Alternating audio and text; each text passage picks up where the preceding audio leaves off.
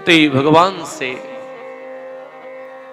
धीरे धीरे, जैसे मीरा जी का प्रेम है, कुंती बुआ का बहुत प्रेम है भगवान से। लेकिन यहां विलक्षण बात क्या है, अभी मैंने निवेदन आपके चरणों में रखा कि भगवान कुंती के रिश्ते से क्या हैं, भाई के बेटे हैं।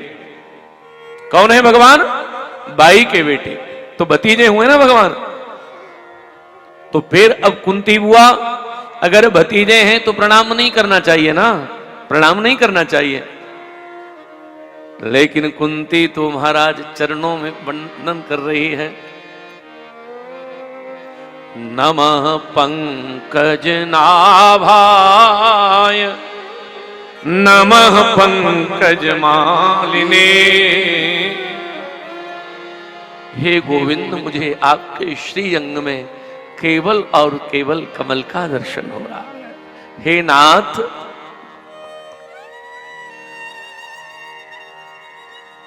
ब्रज के संतों ने एक बात कही है बाबूजी, बड़ी अच्छी बात है। क्या? कुंती जी का भगवान से ज्यादा प्रेम क्यों है? इसलिए है कि कुंती को ये भक्ति का रस वृंदावन से लग गया था। वो जाती रहती थी और जिस दिन दामोदर लीला भई, कथा में आएगी, जिस दिन मैया ने ठाकुर जी को बांधा उखल में, उस दिन कुंती वहीं थी, एकादशी का दिन था। तो कुंती ने वो सारी लीला देखी और एक संत ने तो बढ़िया बात कही, बोले कुंती ने वो लीला भी देखी। बोले कौन सी? बोले जिसमें भगवान बंध गए और भगवान को बांधकर जब उखल बंधन किया और भगवान जब उखल को खींच ले गए तो महाराज जो वृक्ष थे ना यमलार्जुन के बीच से जैसे ही उखल उलझा और वे वृक्ष जैसे ही टूटे, कड़ाक से आवाज भई, नल कुबेर और मणिग्रीव निकले। तो वे दोनों जब चिल्लाए हैं ना, बाणी गुणान कथने श्रवणहु कथायाम, ये जब वे बोले तो ये किसी ने नहीं सुना, केवल कुंती ने ही सुना। और मैंने आज कथा के प्रारंभ में भक्तमाल की वह पंक्ति गाई, भगवत रसिक रसिक की बातें रसिक बिना कोई समझ सके। भगवत रसिक रसिक की बातें रसिक बिना कोई समझ सके। राम जी विचार करिए, आज कुंती भगवान को विनती करती है और कुंती कहती है कि प्रभु, आज तक आपने बहुतों को सब दिया, पर मुझे जो दिया वो शायद किसी को नहीं मिला। अगर कुंती का हम जीवन देखें तो कुंती के जीवन में केवल और केवल कष्ट ही कष्ट हैं। लेकिन आज अगर हम अनुभव करें तो महाराज बिल्कुल विचित्र है। क्या? इतनी सब परिस्थितियों के बाद भी कुंती कह रही है कि प्रभु आप जा रहे हो, मैंने वो देखा है। क्या? मैंने वो देखा जब उखल से तू बंधा था और जिस दिन मां यशोदा ने तुझे बांधा, कुंती रो कर कहती है, हे श्याम सुंदर, मैं भूल नहीं सकती जिस दिन यशोदा ने तेरे पेट में ये बांधा था ना दाम, और रात में तू यशोदा के पास सो रहा था। मैं भी वृंदावन में ही थी कृष्ण उस दिन, और रात में यशोदा के पास जब तू सोया तो यशोदा ने तेरी कमर पर हाथ फिराते हुए जब तुझे लाड़ लड़ाया, तब तूने धीरे से कहा कि मां कमर पर हाथ मत लगाना, रस्सी से थोड़ा लाल हो गया है, कष्ट हो रहा है। तब यशोदा ने 3 दिन भोजन नहीं किया था और ये बात सांडिल्य मुनि की पत्नी को पता लगा। सांडिल्य मुनि की पत्नी ने यशोदा के पैरों में मस्तक रखना चाहा कि यशोदा, हम ब्राह्मण हैं, हम जगत पूज्य हैं, पर मैं तेरे पांव छू सकती हूं, बस एक कृपा करना, आज के बाद माखन के लिए कृष्ण को कभी मत बांधना। तू चाहे तो हम ब्राह्मण हैं, हमें मांगने में कोई लाज नहीं आती। मैं माखन मांग मांग के ब्रज में से तेरे घर लाके पटक दूंगी, पर कृष्ण केवल तेरा नहीं, कृष्ण मुनियों की संपदा है, इसलिए कृष्ण को बांध। नमः पंकज नाभा। कुंती मां बहुत रो रही। कृष्ण मेरे जीवन में था क्या तेरे अलावा? एक तू ही तो था मेरे जीवन में। बाकी मैं जब कुंवारी थी, कुमारी बेटी को मंत्र से हंसी खेल करने में बेटा हो गया। कितना अपयश मिला, वो बेटा मैंने बहाया। उसके बाद विवाह हुआ तो ऐसे व्यक्ति के साथ हुआ जिससे गृहस्थ का कोई सुख प्राप्त नहीं हुआ, और वो भी बहुत जल्दी परलोक सिधार गया। ए ठाकुर, क्या कहूं तुझसे? अरे और तो छोड़, 5 पुत्र मेरे और बहन माद्री के, लेकिन उसमें भी जेठ जी ने कुछ दिया नहीं। अरे न देते यहां तक भी ठीक था, मेरे बेटा भीम को जहर दे दिया। लाक्षा गृह में मेरे पुत्र जलाए। इतना कह के कुंती के पांव कपने लगे। कृष्ण ने संभाला, बुआ क्या कर रही है? कुंती कहती है, कृष्ण मुझे याद आ रहा है, ये जो द्रौपदी खड़ी है, ये आज समाज में खड़े रहने लायक नहीं रहती। कृष्ण, इसके नग्न होने में बचा क्या था? पर कोई माने न माने, उस दिन तू ही आया था, कोई और नहीं था। ये द्रौपदी केवल तेरी ओर देख रही थी कृष्ण। पहले इसने सबकी ओर देखा, लेकिन जब सबकी ओर देखने के बाद बैठे हैं भीष्म और द्रोण जैसे ज्ञानी यहां, पर कामिनी की ओर काहू तनिक ना निहारी है। आई हो ब्रजराज, लाज जात मेरी सभा बीच, व्याकुल हो के जब द्रौपदी पुकारी है, तो सारी बीच नारी है कि नारी बीच सारी है, कि सारी ही की नारी है कि नारी ही की सारी। ये कब हुआ?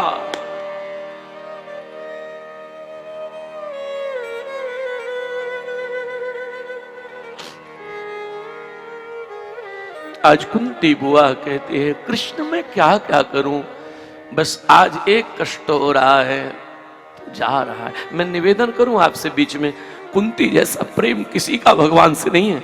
सबका प्रेम है पर कुंती जैसा नहीं। आप कहेंगे क्यों? मैं इसलिए ये बात कह रहा हूं कि आगे के चरित्र में जब अर्जुन लौटकर आए हैं और भगवान ने जब लीला विश्राम किया है, तो कुंती उस समय, ये कुंती की जो स्तुति है ना भगवान की, ये शायद बिल्कुल वृद्ध होंगी कुंती उस समय जब तो आज तक तो बुआ ने आपको कुछ दिया है, बुआ हमेशा देती है, हाँ? लेकिन हे गोविंद, आज बुआ कुछ आपसे ले रही है, दे देना। इतना कह के कुंती ने झोली फैलाई और कृष्ण ने कहा, बुआ मांग। कहती है, विपद, विपत्ति चाहिए। कोई मांगेगा क्या? मुझे विपत्ति दे दो। बुआ कुंती कहती है, विपत्ति? कृष्ण भगवान ने कहा, बुआ ऐसा तो नहीं तू संपत्ति कह रही हो, धोखे से विपत्ति निकल गया हो, एक बार फिर चांस दे रहा हूं, विचार करके बोल। बुआ ने कहा, कृष्ण विपत्ति चाहिए। बोले, विपत्ति तू मांग रही है, ऐसा क्यों?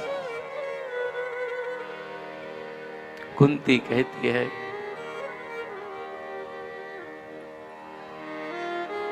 पुनर्भव दर्शनम।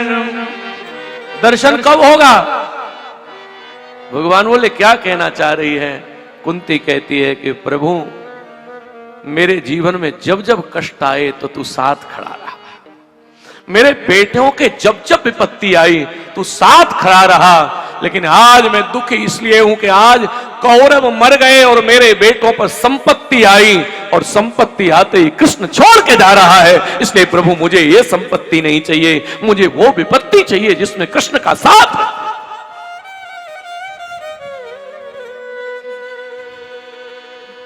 साकेतवासी पूज्य राजेश्वरानंद जी महाराज की एक बड़ी सुंदर पंक्ति है। वे लिखते हैं कि जिस दिल में तुम्हारी याद रहे,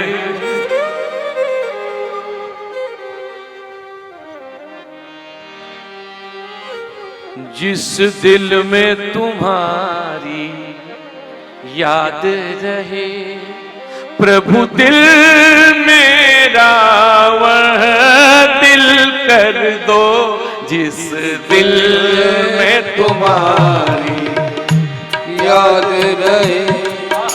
प्रभु दिल मेरा वह दिल कर दो। बहुत सुंदर भाव है।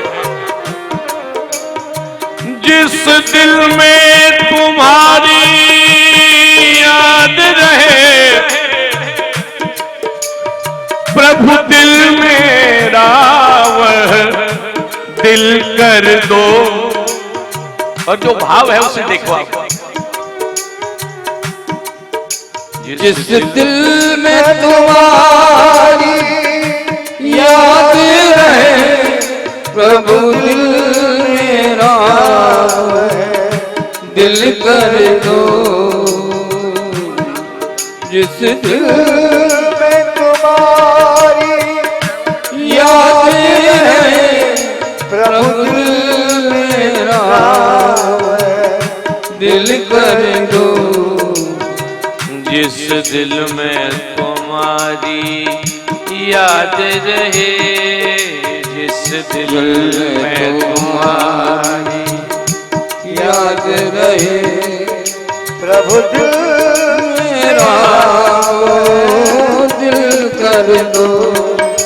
जिस दिल में तुम्हारा। शब्द बहुत ही मूल्यवान हैं और जो शब्द हैं वो महाराज जी ने बहुत अच्छे लिखे हैं।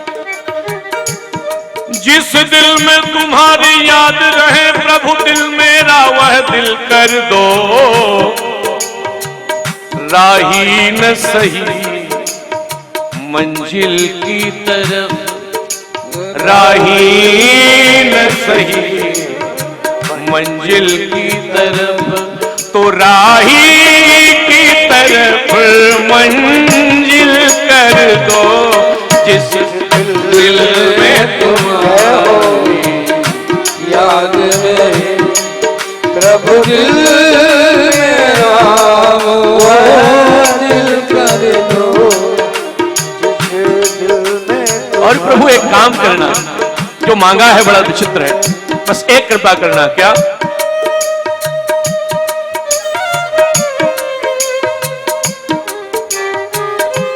रंग लो अपने रंग में मुझको, जिससे न कुसंग का रंग चढ़े। हमारे इतने बड़े महापुरुष यहाँ बैठे हुए हैं, सन्यास की चोटी के शिखर के महापुरुष हैं ये। तो सन्यास में जब सन्यास होता है तो गुरुजी एक काम करवाते हैं। क्या? मुंडन होता है महाराज जी, हाँ? और मुंडन को क्या कहते हैं? मुड़े। और मुड़े का अर्थ एक मैं मेरी ओर से निवेदन करूं, ये तो मुड़े है ही, लेकिन मुड़े का अर्थ यह कि अब हम इधर से इधर मुड़ गए। रंग लो अपने रंग में मुझे, जिससे न कुसंग का रंग चढ़े। रंग लो अपने रंग में मुझको, रंग में मुझको। रंग लो अपने रंग में मुझको, जिससे न कुसंग का रंग चढ़े। क्यों? कि दुनिया के प्रेम में मैं पागल हूँ। अब तक क्या हाल है? दुनिया के प्रेम में मैं पागल हूँ। अपना करके पागल कर दो, जिस दिल में तुम्हारी याद रहे, प्रभु दिल मेरा वह दिल कर दो। जिस दिल में तुम्हारी याद रहे हो, प्रभु दिल मेरा वह दिल कर दो। जिस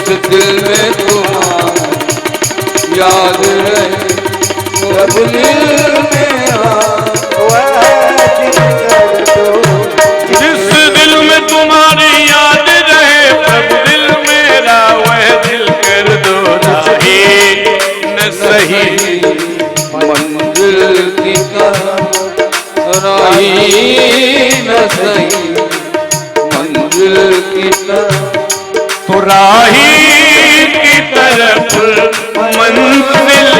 बल्कि मैं तो निवेदन कर रहा हूं कि यहां तो कम से कम मुझे किसी प्रकार की कोई सम्मान की आवश्यकता नहीं है। यहां तो आप लोगों का जो प्रेम है वही इतना ज्यादा है, और वो मुझे मिलता रहे, ये मेरा परम सौभाग्य है। विनती करनी है, हमारे कुंती बुआ चरणों में प्रणाम करती है भगवान के। मैं कह रहा था यहां हमारे यहां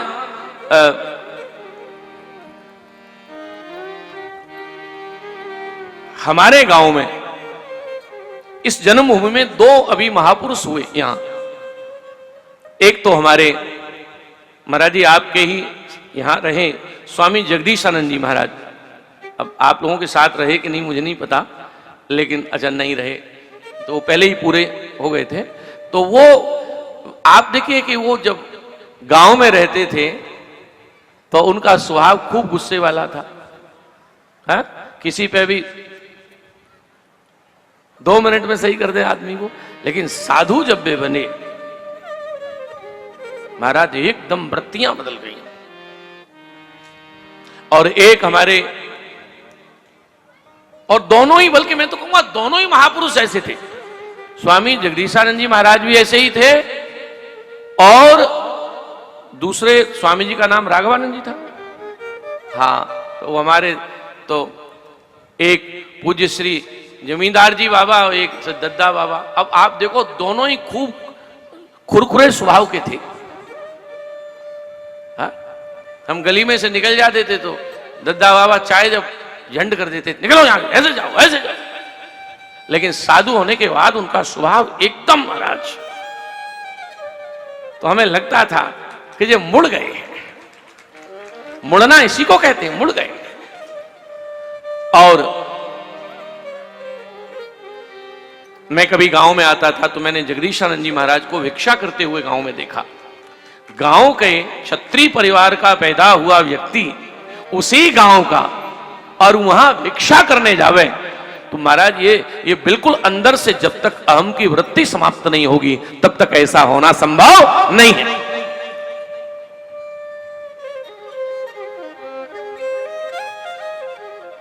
कुंती ने बहुत स्तुति की है, और महाराज भगवान यहां से नहीं गए तब श्री शुभ जी कह रहे हैं भगवान नहीं गए, और तब महाराज ओहो उपदेश किया, और भगवान यहां भीष्म को मिलने के लिए भगवान ने इच्छा प्रकट की है। बहुत प्यारा प्रसंग है। भीष्म दादा से मिलने भगवान रणभूमि में पधारे हैं। ऐसा पौराणिक मान्यता है कि 58 दिन से बाणों की सैया पर दादा भीष्म है। और आपको सुन के हैरानी होगी, शरीर में जितने रोम है ना उतने बाण हैं। शरीर में जितने रोम हैं उतने बाण हैं। लेकिन आज पूज्य डोंगरे बाबा जी कहते थे कि भगवान जाते जाते रुक गए तो सबने कुछ कुछ बोला। बोले क्या बोला? बोले एक अर्जुन ने कहा मेरी वजह से रुके हैं क्योंकि मेरे मित्र हैं। मेरी वजह से रुके हैं भगवान क्योंकि मेरे मित्र हैं। युधिष्ठिर जी ने कहा नहीं तुम्हारी वजह से नहीं, मेरी वजह से रुके हैं। क्यों? क्योंकि मैं धर्म हूं, और जहां धर्म होता है वहीं तो भगवान होता है। भीम ने कहा मेरी वजह से रुके हैं क्योंकि ताकत में ही भगवान है। नकुल सहदेव सब कह रहे थे। द्रौपदी ने कहा मेरा भैया है इसलिए मेरी वजह से रुका है। सबके शायद उस अहम वृत्ति को नष्ट करते हुए बीच में ही केशव बोल पड़े भैया मैं तुम्हारी किसी की वजह से नहीं रुका, तो मैं 58 दिन से बाणों की सैया पर मुझे याद कर रहा है दादा भीष्म, मुझे उससे मिलने जाना है, मैं उसकी वजह से रुका हूं। गए महाराज मिलने, और आज मिलने गए हैं। बड़ी अद्भुत स्थिति है। महाराज जैसे ही मिलने गए, भीष्म अब जरा झांकी का दर्शन करो, कैसी है स्थिति। भीष्म बाणों की सैया पर हैं और रोम रोम में बाण लगा है, लेकिन हर श्वास के साथ एक ही बात निकल रही है, हे कृष्ण, हे माधव, हे गोविंद, हे करुणा सिंधु, हे भक्त वत्सल, हे यशोदानंदन, हे देवकी पुत्र, हे वसुदेव, अच्युत केशव नारायण राम, एक एक नाम प्रतिक्षण निकल रहा है। पर बहुत मजेदार बात यह है कि भीष्म का सर जिधर है, बहुत ध्यान देना, जिधर सर है भीष्म का, उसके पीछे की तरफ से श्री कृष्ण आए। थोड़ा सा समझने की चीज है, जिधर भीष्म का सर है उसके पीछे की तरफ से कृष्ण आए। तो भीष्म तो ऐसे हैं और भगवान आए पीछे से। 20 कदम दूर थे कि अचानक भीष्म ने कह दिया, सामने है सर, आंखें सामने हैं। भीष्म ने एकदम कह दिया, पधारो माधव, आ जाओ। और जो कहा पधारो, कृष्ण की आंख में आंसू आए। श्री कृष्ण ने आकर कहा, बाबा और बातें तो बाद में होंगी, पहले एक बात होगी। बोले क्या? मैं इधर से आ रहा था, तुम्हारी आंखें इधर थी, तुमने कृष्ण कैसे कह दिया? भीष्म ने रोकर कहा कि ठाकुर, मैं सच्चा प्रेमी हूं, मैं तुम्हारी सच्ची प्रेमिका हूं, तुम मेरे प्रियतम हो, और प्रेमिका अगर प्रेमी की पदचाप से पहचान न ले तो वो मोहब्बत कैसी है? आपके चरणों की आवाज से मैं आपको पहचानूं कि मेरा प्रियतम आया है। महाराज सामने खड़े हो गए। भीष्म दादा बोल पड़े,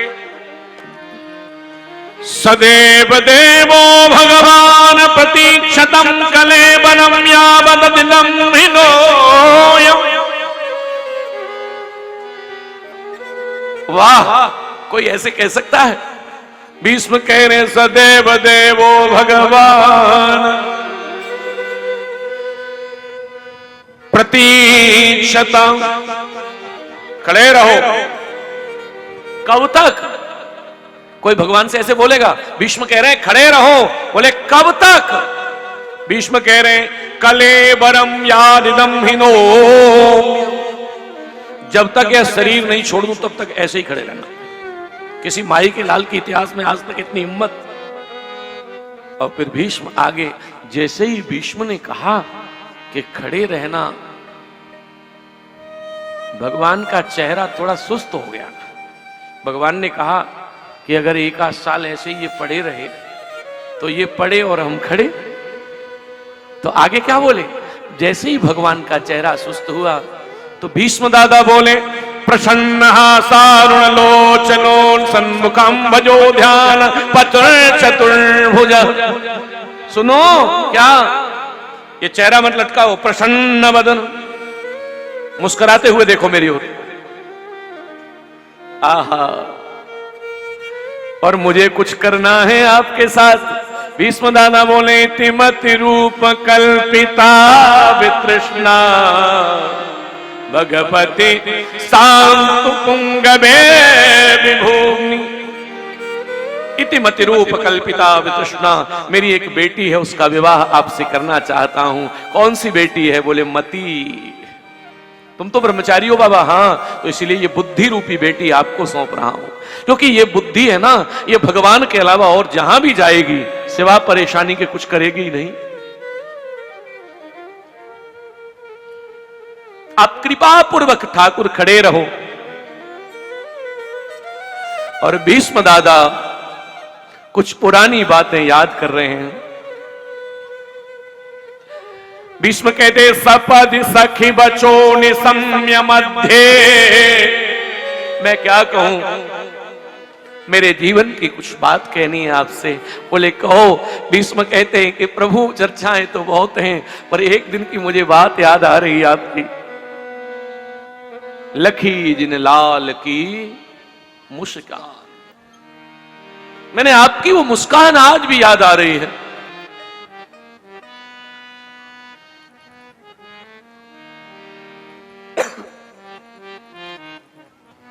कौन सी मुस्कान?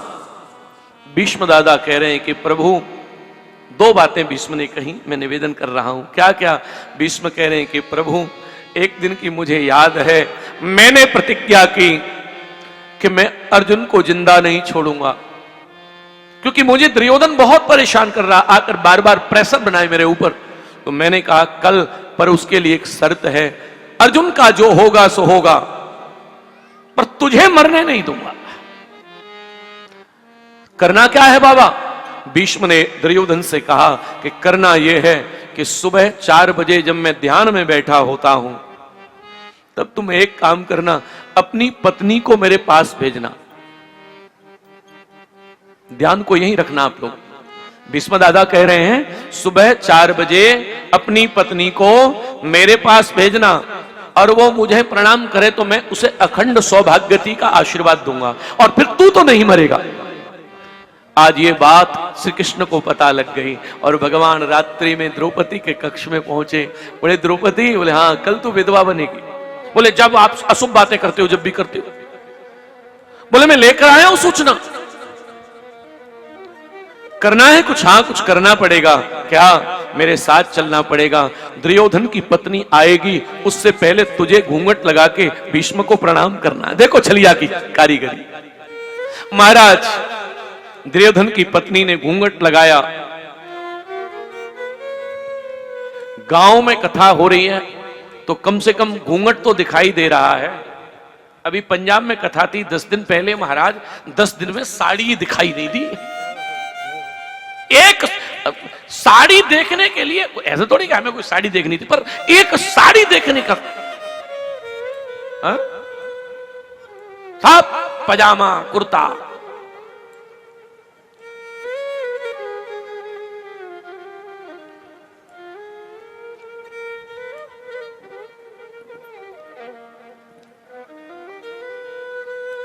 महाराज विषयांतर हो जाएगा, इसलिए निवेदन बस इतना ही करूंगा। घूंघट लगाया, और घूंघट लगा के महाराज आगे आगे श्री कृष्ण, पीछे पीछे द्रौपदी। जहां दादा भीष्म, ये अखंड ब्रह्मचारी महाराज, कटी मेखला, सफेद दाढ़ी है उसकी, ऐसा लगता है सोने का चांदी का पत्र चढ़ा हो, स्वर्ण जैसी आभा। भीष्म ध्यान में बैठे। जैसे ही सीढ़ियों का चबूतरा था ना, तो उस पर द्रौपदी से भगवान ने धीरे से कहा, जाओ एक काम करियो। क्या? भीष्म के चरणों में मस्तक रख दियो, और सुन, कुछ बोले नहीं तब तक कुछ तू भी नहीं बोलेगी, और आशीर्वाद दे दे तो घूंघट उठा देना, पर शर्त एक है, हमारा नाम नहीं आना चाहिए। कहां तक कहा जाए? जैसे ही प्रभु जी द्रौपदी चली, द्रौपदी एक सीढ़ी चढ़ी और एक सीढ़ी चढ़ के फिर लौटी। नीचे पीताम्बर ओढ़ा मेरा बाल कृष्ण खड़ा है। द्रौपदी लौटी, कृष्ण ने कहा क्या हुआ, क्यों लौटी? बोले ठाकुर एक बात कहनी थी। क्या? मेरी चप्पल पड़ी है ना यहाँ, तो चप्पल देख के कोई पहचान जाएगा कि कोई ऊपर गई है, तो भेद खुल जाएगा। आज हमारे मुरली मनोहर ने द्रौपदी की चप्पलें पीताम्बर में बांध के सर पर रख ली। यही भक्त वत्सल है। द्रौपदी की चरण पादुकाएं पीताम्बर में बांध के श्री कृष्ण अपने रखे हुए हैं महाराज। और आहा, जैसे ही द्रौपदी पहुंची, दादा भीष्म तो प्री प्लानिंग थी उसकी, तो दादा भीष्म ने जैसे ही द्रौपदी ने आशीर्वाद दिया, भीष्म बोले सौभाग्यवती भव। द्रौपदी ने घूंघट उठाया, और घूंघट उठा के द्रौपदी कहती है, दादा मैं भानुमति नहीं हूं, मैं द्रौपदी हूं दादा। दादा ने कहा, बेटा अब तू कोई भी हो, आशीर्वाद तो दिया तो दिया, दिया तो दिया। आशीर्वाद का कोई मूल्य नहीं होता, व्यक्ति देखकर नहीं। बस बेटा एक बात मैं तुझे पूछूंगा, तुझे यहां लेकर कौन आया? जो कहा लेकर कौन आया? द्रौपदी को याद आया कि मैं अभी कृष्ण का नाम लूंगी, उसने मना किया है। एकदम जैसा कृष्ण ने बोला वैसा द्रौपदी कहती है कि मुझे एक मेरी सखी लेकर आई है। भीष्म भी कोई साधारण आदमी था, साधारण नहीं था। भीष्म ने कहा बेटा तेरी सखी लेके आई है। बोले हाँ, बस तेरे ऊपर मैंने आशीर्वाद दिया और तू मुझे कृपा कर दे। बोले क्या? उस सखी का दर्शन करवा दे बेटा। द्रौपदी कुछ सोचती उससे पहले दौड़ लिया गंगा का लाल, और दौड़ा तो सीढ़ियों पर चप्पल पकड़े श्री कृष्ण खड़े थे। भीष्म चरणों में गिर गए। बिहारी जी बहुत छवि देखी, कहीं गिरधर उठाए थे, कहीं आप गोवर्धन उठाए, कहीं बांसुरी उठाए, कहीं सुदर्शन उठाए, कहीं गदा उठाए, कहीं धनुष उठाए, महाराज चप्पल उठाए। पहली बार देखे ऐसे भगवान कहां होंगे भगवान। लखी जी ने लालन की मुस्कान, लखी जी ने लालन की मुस्कान, लखी जी ने लालन की जिन्हीं बिसरी वैद विधि सब, जिन्हीं बिसरी वैद विधि सब, योग संयम ध्यान, लखी लालन की मुस्कान, लखी लालन नेम व्रत आचार्य पूजा, नेम व्रत आचार्य पूजा, पाठ गीता ज्ञान, पाठ गीता रसिक भगत दृग दुई से, रसिक भगत दृग के मुख हो गयो ध्यान, लखी लालन की मुस्कान, लखी लालन की लालन की मुस्कान, लालन की मुस्कान, लखी जिन लालन की लालन की मुस्कान, लालन की मुस्कान। विनती आपके चरणों में करनी है। 5 बज गए हैं, लेकिन मैं प्रसंग पूरा बिना किए छोड़ने वाला नहीं हूं।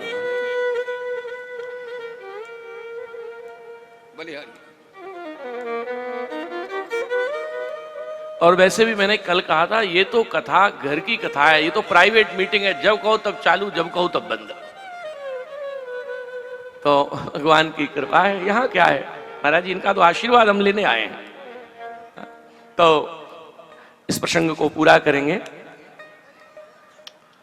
आपके प्रेम के कारण हम भी कथा बहुत आगे नहीं बढ़ा पाते हैं, पर कोई बात नहीं, व्यास समास दृष्टि से सब चलता रहेगा, लेकिन आनंद में कमी नहीं होनी चाहिए। आज भीष्म दादा, मैं निवेदन कर रहा था, भीष्म दादा ने भगवान की छवि का दर्शन किया, और आज भीष्म दादा कहते हैं एक दूसरी घटना और सुनाऊं तुम्हें। भगवान बोले बोलो दादा। भीष्म दादा बोले सुनो सरकार, एक दिन की याद करो। क्या बहुत प्यारा प्रसंग है। भीष्म दादा कहते हैं प्रभु एक दिन आपने प्रतिज्ञा की थी, कल मैं अर्जुन को मार दूंगा, और प्रभु मेरी आपकी ये अर्जुन के मारने वाली जो प्रतिज्ञा है ना, इससे भी एक बड़ी प्रतिज्ञा। और वो कौन सी प्रतिज्ञा? बोले वो प्रतिज्ञा ये थी महाराज, आप युद्ध में आए, और प्रभु आप युद्ध में आए तो आपने कहा, भगवान की इस युद्ध में एक प्रतिज्ञा थी, आप सबको उस प्रतिज्ञा का पता है। क्या प्रतिज्ञा थी? भगवान ने कहा मैं युद्ध तो करूंगा पर शस्त्र नहीं उठाऊंगा। आज भीष्म याद दिला रहे हैं, मैं युद्ध तो करूंगा पर शस्त्र नहीं उठाऊंगा। ये बात भीष्म दादा को किसी ने कह दी कि भगवान युद्ध तो करेंगे पर शस्त्र नहीं उठाएंगे, तो भीष्म दादा ने एक प्रतिज्ञा की, आज हो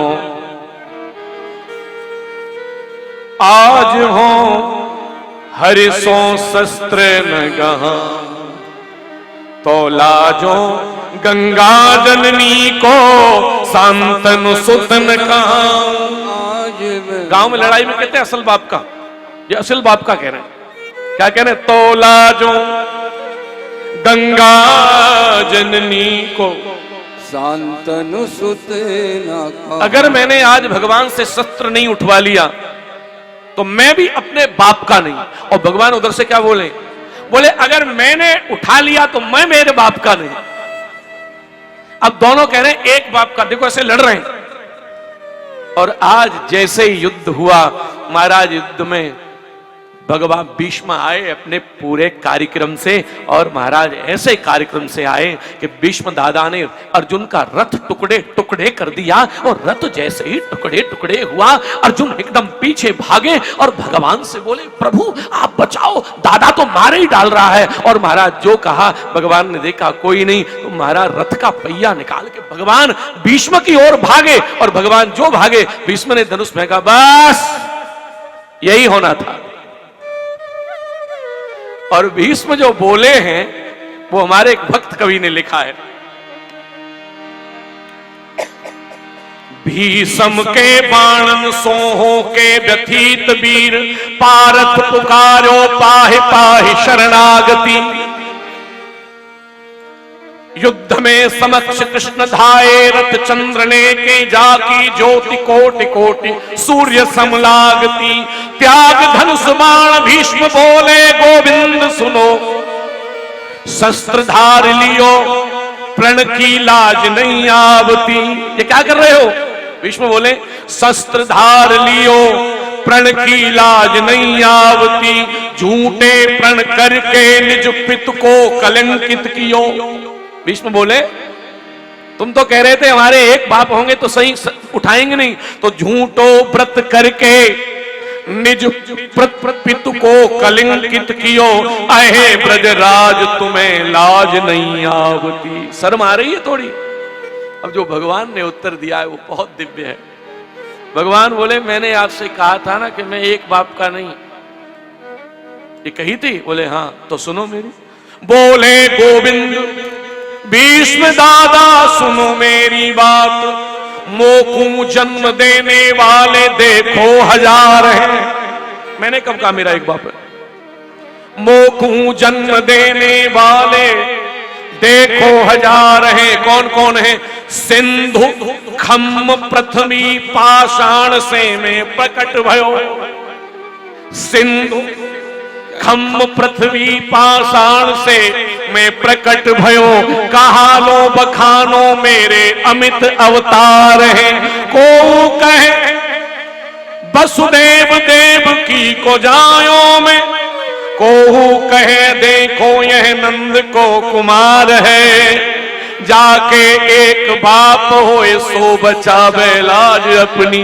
भीष्म दादा मेरे बाप तो हजार, भीष्म दादा मेरे बाप तो। मैं क्या कहते हो भीष्म दादा? महाराज आज भीष्म के ऊपर भगवान ने कृपा की। सूर्य भगवान उत्तरायण भय, भीष्म ने भगवान के चरणारविंद में अपने आप को, देखो सूर्य भगवान भी उत्तरायण हुए और भीष्म दादा भी उत्तरायण हुई भगवान के चरणों में। महाराज अपने आप को समर्पित कर दिया है। भीष्म का महाप्रयाण हुआ। तत्पश्चात धृतराष्ट्र और विदुर जी का चरित्र गाया है। महाराज यहां से भीष्म प्रयाण के बाद भगवान, जिस कथा की मैं चर्चा कर रहा था, भगवान यहां से द्वारिका गए और लीला का संहार किया, लौटकर आए हैं। और तब महाराज यहां उन बालक का जन्म हुआ जिनकी मैं अभी बात कर रहा था। उत्तरा के गर्भ से परम भागवत वैष्णव श्री परीक्षित जी महाराज का जन्म हुआ। ब्राह्मणों ने इनकी महाराज जन्म कुंडली देखी है तो पाया है बालक तो बहुत अच्छा है, राम की तरह उदार होगा, लेकिन इसमें एक दिक्कत है। क्या? बोले तक्षक दात मानो मृत्यु। इसकी जो मृत्यु होगी वो सर्प के काटने से होगी। युधिष्ठिर जी ने बहुत दान दिया, बाबा इसको टालने का प्रयास करिए।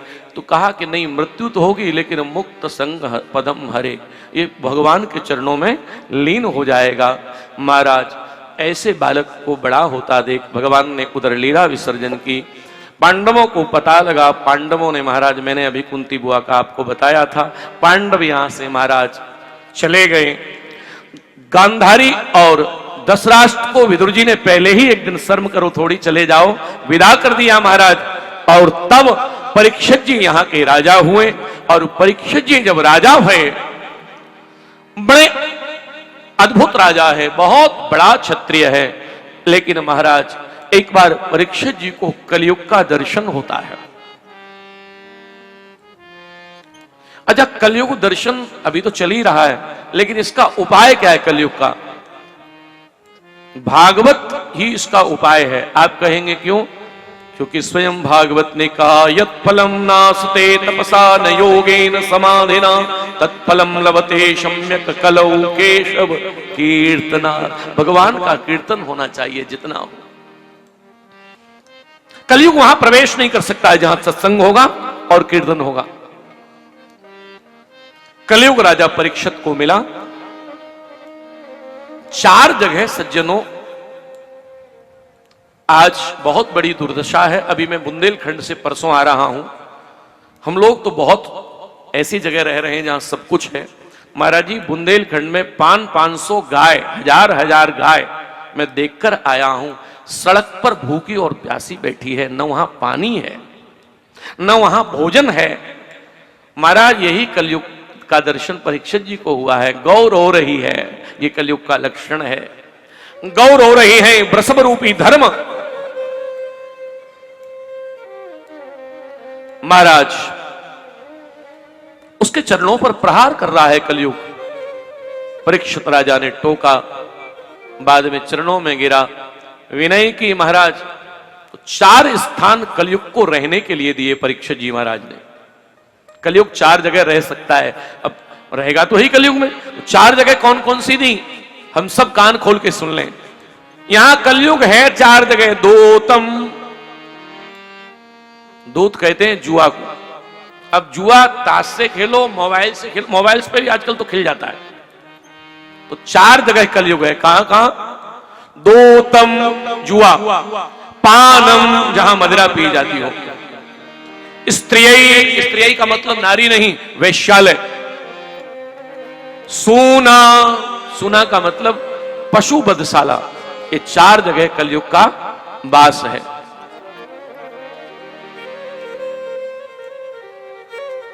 कलयुग चरणों में गिरा और बोला कि महाराज मेरा परिवार थोड़ा बड़ा है, जो जगह बढ़ा दीजिए। तो ठीक है, स्वर्ण में और वास है, संपत्ति में भी तेरा वास होगा। तो महाराज संपत्ति में वास होगा तो संपत्ति से तो सारी दुनिया चलती है। तो कह दिया, अधर्म से कमाई हुई संपत्ति में तेरा वास होगा। महाराज यहां राजा परीक्षित महल में आए हैं और संतों ने ऐसा कहा है कि राजा ने पुराना एक कोई बक्सा खोला, दादा परदादा के जमाने का, तो उसमें एक सोने का मुकुट निकला। कहते हैं ये जरासिंध का मुकुट था महाराज, शर में धारण किया है। और कलयुग मानो सर में प्रवेश कर गया, ऋषि का अपराध किया है। जीवन में कोई साधु का आशीर्वाद लो तो आपका भाग्य है। लेकिन मैंने महापुरुषों से जो सुना इन 28 वर्षों में, वो एक केवल इतना है कि अगर कोई साधु का, बड़ों का आशीर्वाद लो तो बहुत अच्छी बात है, लेकिन आशीर्वाद न ले पाओ, लेकिन किसी साधु की बद्दुआ कभी मत लेना। इस बात का बहुत ध्यान रखना।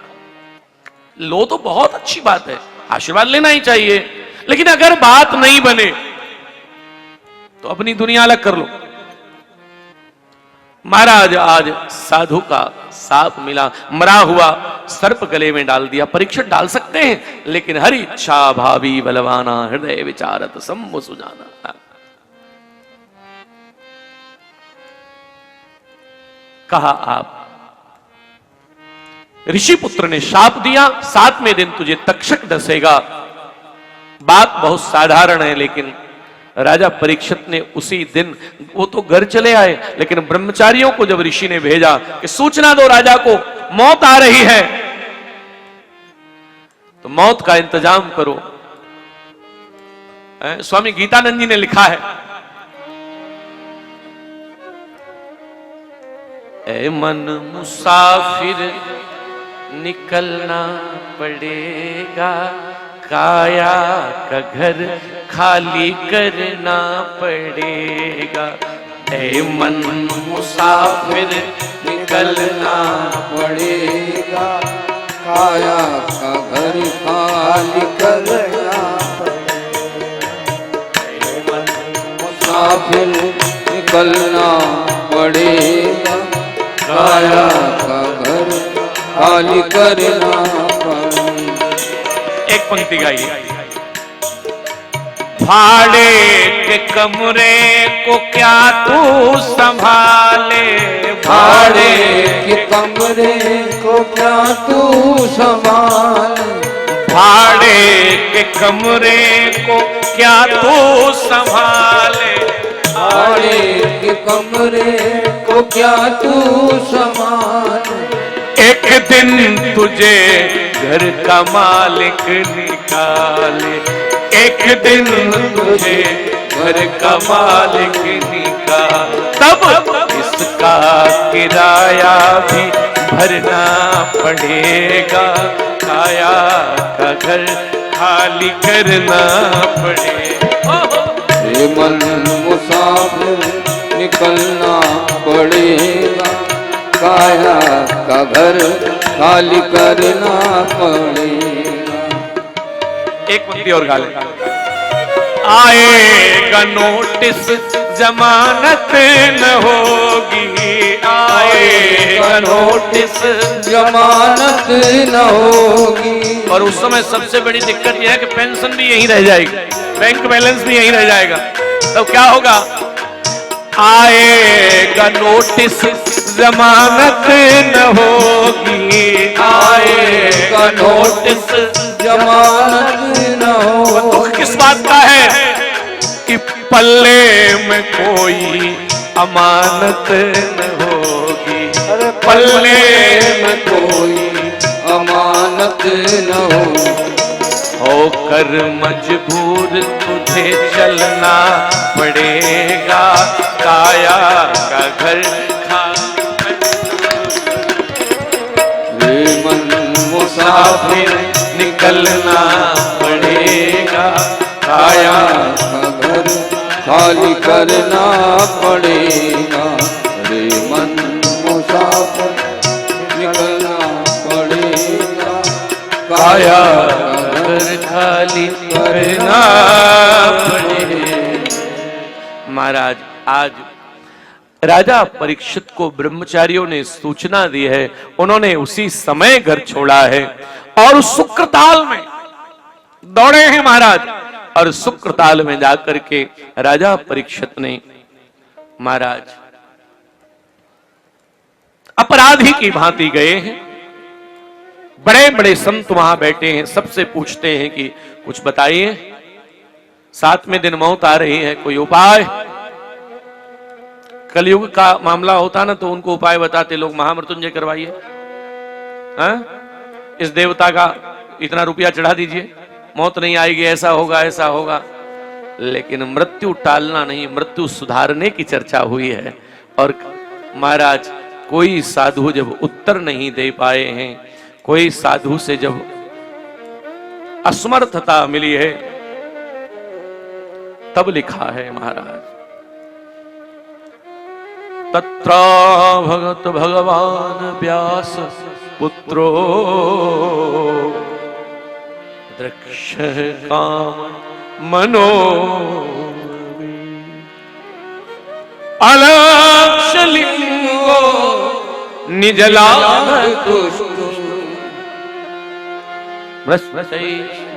बाल अवधूत। उसी समय 16 वर्ष के सुखदेव भगवान मानो पूर्व दिशा से सूरज प्रकट हुआ हो, ऐसे प्रकट भये सब। और बोलिए सुखदेव भगवान की जय। देखो कितनी बड़ी महिमा है। कल स्वामी जी कमरे में हमको कह रहे थे कि व्यास जी खड़े हो गए। क्या किया व्यास जी ने? खड़े हो गए। सुखदेव भगवान जब आए तो व्यास जी खड़े हो गए। अरे व्यास जी को तो छोड़िए, पाराशर भी आए थे वहां और पाराशर खड़े हो गए, और शक्ति भी आए थे, वशिष्ठ भी आए, अंगिरा आए, क्रतु आए, भृगु आए, महाराज जी खड़े हो गए। और कई महात्माओं ने तो एक काम किया, क्या? महात्माओं ने जटाएं खोली और वे लंबी जटाएं महाराज सुखदेव स्वामी के आगे बिछा दी। एक बार इन पर चरण रख दो तो हमारा महात्मापन सफल हो जाए। अद्भुत स्थिति है महाराज, अद्भुत महापुरुष है। स्त्री पुरुष का भेद पता नहीं है इस महापुरुष को। महाराज प्रकट भये और सबने प्रणाम किया। राजा परीक्षित ने दूर से प्रणाम किया। मालिक, मेरे माई बाप, मैं अपराधी हूं, कोई पुण्य करके नहीं आया, मैं कोई साधु का अपराध करके आया हूं, मेरे ऊपर कृपा करिए। महाराज तब सुखदेव स्वामी कृपा करें, वो अब हम कल करेंगे। आज के चरित्र को विश्राम। साथ साथ आपसे विनती करनी है कि आपने कृपा तो दूसरे दिन में ही इतनी कर दी है कि हमारा जो घर है वो तो दूसरे दिन में ही भर गया पूरा, और अब घर को बढ़ाएंगे हनुमान जी महाराज, क्योंकि ये केवल मैं अपने सखा मंडली को बता रहा था, क्योंकि इसमें बाहर से हैं लोग, तो मैं बता रहा था कि मैं अकेले इस गांव का नहीं हूं, मैं पूरे क्षेत्र का बालक हूं, पूरे क्षेत्र का मेरे प्रति प्रेम है, मैं पूरे क्षेत्र का हूं, मैं पंचायती संपत्ति हूं सबकी, इसलिए सबका प्यार मुझे सातों दिन यहां मिलेगा, ये मेरा पूरा विश्वास भी है। तो आज सब लोग मेरे ऊपर कृपा करने आए हैं। हमारे परिवार के बहुत सम्मानित और हमारे पिता तुल्य पूज्य दुबे जी कृपा पूर्वक पधारे। मैं अभी कुछ दिन पहले ही आपके दर्शन करने एक दिन गया था, तो आप कह रहे मैं तो सातों दिन रहूंगा। अब सातों का तो मुझे नहीं पता था, पर आप कृपा पूर्वक एक आध दिन भी पधारेंगे तो बड़ी मेहरबानी। इस गांव के सबसे वयोवृद्ध और मेरे बहुत श्रद्धा के केंद्र, मेरी बहुत श्रद्धा है उनके प्रति। मैं शायद 6 महीने 8 महीने पहले आया तो मैंने कहा कि मैं उनके दर्शन करूंगा, तो हमारे आदरणीय परम श्रद्धेय मुंशी जी बैठे हुए हैं, ये कृपा पूर्वक पधारते हैं। और मैं कहता हूं ऐसे वयोवृद्ध और ऐसी पवित्र आत्माएं और ऐसे भगवत अनुरागी और ऐसे वयोवृद्ध जटायु की तरह आशीर्वाद देने वाले लोग इस कथा में आएंगे तो कथा तो महाराज सफल हो ही जानी है। तो ये आप सबका मेरे ऊपर बहुत अनुराग रहेगा। समय बहुत जल्दी निकलता है। मुझे अभी तक ये लग रहा है कि मैं परसों रात में चला चल ड्राइवर से मैं कह रहा तू चल यार, गांव में पहुंचना है, नहीं तो गांव वाले महाराज जी थोड़ी कहेंगे तो 1 मिनट में तुम यार ऐसे कर रहे हो, टाइम से आना चाहिए तुम्हें। मैं आज भी ड्राइवर मुझसे रास्ते में बोला, मैं आगरा से आ रहा था, कि महाराज जी धीरे चले। मैंने कहा तू तेज चल भाई। क्यों? मैंने कहा 2 बजने में 1 मिनट पहले पहुंचना है, नहीं तो एक यजमान तो गुस्सा वाले हैं, मन में करेंगे, और एक यजमान हिसाब वाले हैं, वो कहेंगे आज की कथा 3 घंटे में 2 मिनट कम रह गई। तो महाराज और कागज वाले आदमी का डर बड़ा होता है, कागज वाला। तो भगवान की कृपा से मेरा यह प्रयास है कि मैं आप सबका आशीर्वाद सातों दिन लेता रहूं। देने की सामर्थ्य तो और जगह है, यहां तो मैं लेने आया हूं आपसे।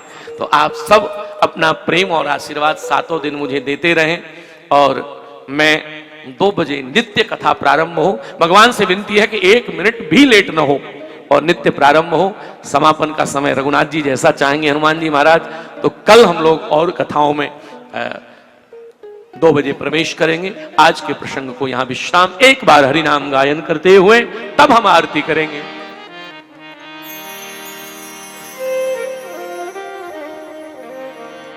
भज गोविंद गोविंद गोपाला, भज गोविंद सब गाइए। भज गोविंद गोविंद गोपाला, भज गोविंद गोविंद गोपाला, भज मुरली मनोहर नंदलाला, भज मुरली मनोहर नंदलाला, भज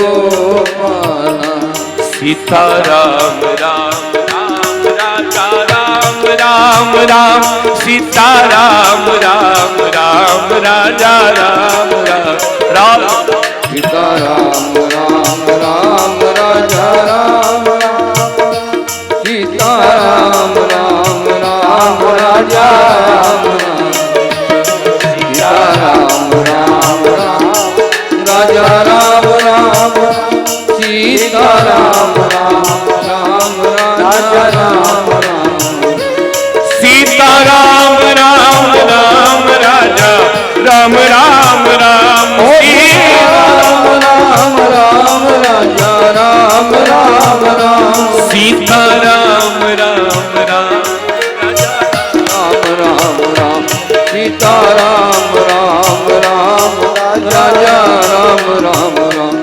सीता राम राम राम राजा राम सीता राम राम राम राजा राम सीता राम राम राम राजा राम राम सीता राम राम राम राजा राम राम श्री बाल कृष्ण लाल की युगल सरकार की श्री अयोध्यानाथ भगवान की श्री हनुमान जी महाराज की शंकर भगवान की भागवत भगवान की सदगुरुदेव भगवान की सब संत भगवान की सर्व वैष्णव भगवान की जय जय श्री राधे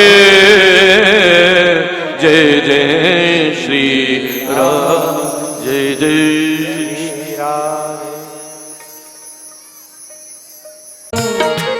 और मुकुट तेरे शीश पर सो है प्यारी बंसी मेरा मन मोहे देखी छवि मैं तो बली बली मेरे वाके तेरी आरती गाऊं ओ चरणों से निकली है गंगा प्यारी जिसने सारी दुनिया तारी उन चरणों का मैं दर्शन पाऊं मेरे वाके बिहारी तेरी आरती गाऊं ओ प्यास दास के नाथ आप हो सुख दुख जीवन